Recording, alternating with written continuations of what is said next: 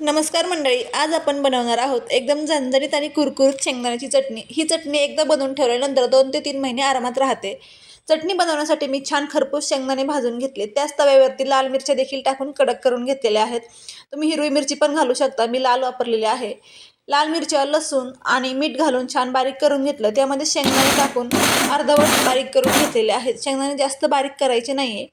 तेल टाकून छान बारीक चिरलेली कोथिंबीर तळून घेतली, त्यामध्ये आपल्याला हे शेंगदाण्याचं वाटण टाकून द्यायचे आणि छान कडक होईपर्यंत भाजून घ्यायची आहे चटणी। ही चटणी खायला खूप छान लागते, तुम्ही महिने 2 महिने टिकवून खाऊ शकता आणि कुठे प्रवासामध्ये नेण्यासाठी तर अतिउत्तम आहे।